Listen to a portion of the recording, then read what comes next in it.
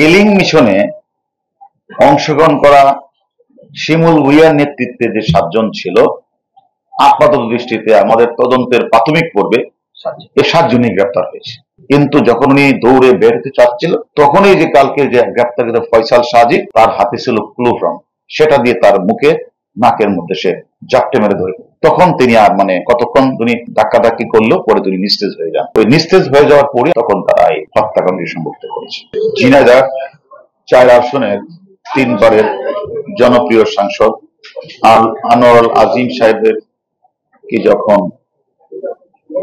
পূর্ব পরিকল্পনা করে অপরাধীরা প্লব্ধ করে তাকে ভারতের কলকাতার নিউ টাউনস্থ সঞ্জীবা গার্ডেনের নামে একটি বাসায় নিয়ে তাকে সন্ত্রাসীরা নির্মমভাবে নৃশংসভাবে হত্যা করে পয়সা শিক্ষা যায় তার লাশ গুম করার উদ্দেশ্যে বিভিন্ন জায়গায় ফেলে তারা কাজ সম্পন্ন করে তারা কিন্তু যার যার জায়গায় চলে যায়। অর্থাৎ মুঠা দাগিয়ে যে সকল সন্ত্রাসীরা এই হত্যাকাণ্ডটি সংঘটিত করেছে তারা সবাই কিন্তু বাংলাদেশি। তারা এই অপরাধটা করে তারা কেউ বাংলাদেশে চলে এসেছে, ম্যাক্সিমাম বাংলাদেশে চলে এসেছে, একজন চলে গেছে হলো নেপাল। আমরা যখনই আমাদের কাছে খবরটি আসে, আপনারা জানেন যে আমরা ভিকটিমের কন্যা আমাদের কাছে যখন আসে, আমরা জানার পর কিন্তু আমরা কাজ শুরু করি এবং আমরা প্রথমেই আমাদের এই হত্যাকাণ্ডের সাথে জড়িত যে মূল কিলার, মূল ঘাতক, তাকে জনাব শিমুল ভুঁইয়াকে আমরা গ্রেপ্তার করি। শিমুল ভুঁইয়ার পর আমরা তানভীর, সেলাস্তি এদের গ্রেপ্তার করি এবং আমরা শিমুল ভুঁইয়ার সাথে যখন আমরা জিজ্ঞাসাবাদ করি এবং শিমুল ভুঁইয়া আদালতেও যে বিজ্ঞ ম্যাজিস্ট্রেটের সামনে 164 যে জবানবন্দি প্রদান করেছেন সেগুলি আমরা পর্যালোচনা করি, আমরা তথ্যপত্র বিশ্লেষণ করি এবং আমরা নিজেরা আমাদের টিম নিয়ে আমরা কলকাতার নিউ টাউনস্থ সঞ্জীবা গার্ডেন পরিদর্শন করি, সেখানে সিসিটিভি সেটা অ্যানালাইজ করি, গোয়েন্দা তথ্য কালেকশন করি। করার পরে আমাদের কাছে যে আমরা শিমুল ভুঁইয়ার পরে যে হত্যাকাণ্ডটি সংঘটিত করার জন্য আরো যে 2 ব্যক্তি অগ্রণী ভূমিকা পালন করেছেন, তার মধ্যে একজন হলো ফয়সাল সাহাজি আর একজন হলো মুস্তাফিজুর রহমান, যাকে আমরা গতকাল দুর্গম পাহাড়ি এলাকা, উঁচু নিচু পথ, ফটিকছড়ি, ভোজপুরি এবং সীতাকুণ্ডের মাঝখানে একটা পাহাড়ের এক পাদদেশ থেকে তারা লাল ধুতি পরিহিত অবস্থায় সেখানে শুয়েছিল এবং তারা তাদের নাম ধারণ করেছিল, একজনের নাম পলাশ রায় আর একজনের নাম শিমুল রায়। এই নাম ধারণ করে, হিন্দু বেশ ধারণ করে, ধুতি পরে তারা প্রায় অনেকদিন যাবতই এই পাতাল, নাম হলো শ্রী শ্রী পাতাল কালী মন্দিরে তারা বাঁচার জন্য তারা লুকিয়েছিল। আমরা আপনাদেরকে বলেছিলাম যে আমরা অনেককে গ্রেপ্তার করেছি এর আগে। এই 2 জনকে গ্রেপ্তার করার জন্য আমাদের একটি টিম ছিল ঝিনাইদহ, আরেকটা টিম আমরা কাজ করতেছিল হলো যশোহর, আর 2টি টিম কাজ করতেছিল খাগড়াছড়ি, বান্দরবন, তারপরে সীতাকুণ্ড, ফটিকছড়ি। ওই এলাকাগুলিতে আমাদের টিমগুলি কাজ করতেছিল অনেকদিন যাবত। আমরা এর মধ্যে একটি টিম আমাদের সুন্দরবনও গিয়েছিল, আমরা তথ্য পেয়েছিলাম সুন্দরবনের আমাদের ওই মাছ ধরার ট্রলারে, সেখানে আমরা তথ্য পেয়েছিলাম।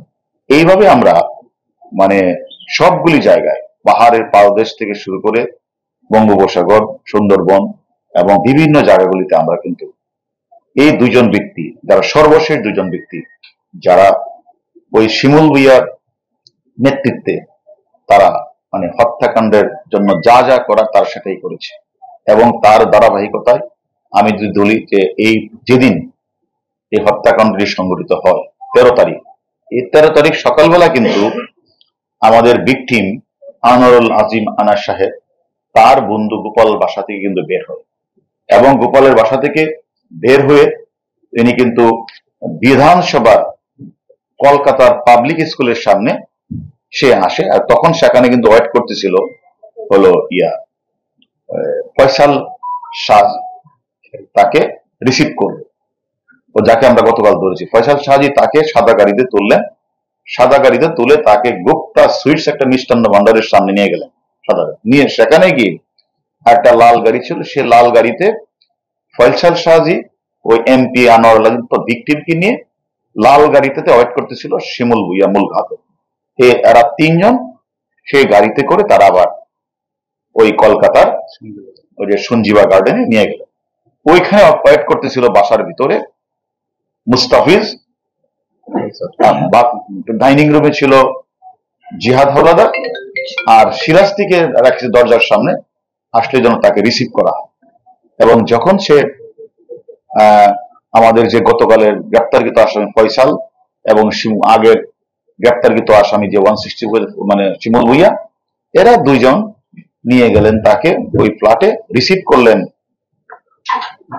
হলো তাকে মুস্তাফিজ আর শিলাস্তি রহমান করে। কিন্তু তারা শিলাস্তি রহমান উপরে থেকে যায়, আর ওই যে আমাদের যে মূল কালকের যে আমাদের যে যারা হত্যাকাণ্ড সংগঠিত করেছে ফয়সাল শাহজি এবং মুস্তাফিজ এমপি সাহেবকে নিয়ে তারা নিচের এক কর্নার রুমে চলে যায়।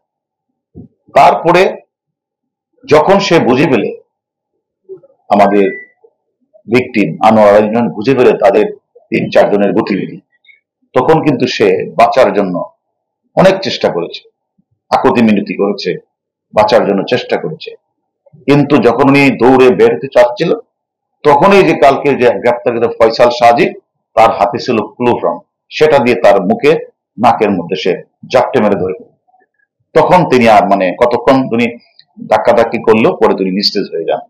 ওই নিস্তেজ হয়ে যাওয়ার পরে আমরা পূর্বে অনেকবারই বলেছি, তখন তারা এই হত্যাকাণ্ডে সংগঠিত করেছে। আমাদের কথা হলো, আমাদের টিম, আমরা আমাদের প্রত্যেকটি টিম ডিবির ওয়ারি ডিভিশন, তারা অত্যন্ত পরিশ্রম করে, আপনারা জানেন যে হত্যাকাণ্ডের যে কিলিং মিশন, এই কিলিং মিশনের 7 জন দায়িত্ব পালন করেছেন। এই 7 জনই কিন্তু গ্রেপ্তার হয়েছে। একজন গ্রেপ্তার হয়েছে কলকাতায়, জিয়াদ হাওলাদার। আরেকজন গ্রেপ্তার হয়েছে আমাদের এনসিবির মধ্যে, আমরা তথ্য মধ্যে নেপাল পুলিশকে সহায়তা করেছি, সিয়াম, কলকাতা নেপাল পুলিশ গ্রেপ্তার করেছে। আর বাকি আমরা সেলেস্তি রহমান, তানভীর, তারপরে হলো শিমুল ভুইয়া, গতকাল আমরা সর্বশেষ অ্যারেস্ট করেছি ফয়সাল শাহজি এবং মুস্তাফিজকে। এর মধ্যে দিয়ে কিলিং মিশনের যে 7 জন, এই 7 জনের মধ্যে 7 জনই কিন্তু আটক আছে। বাংলাদেশের পার্টি আছে 5 জন, ইন্ডিয়ার পার্টি আছে 2 জন।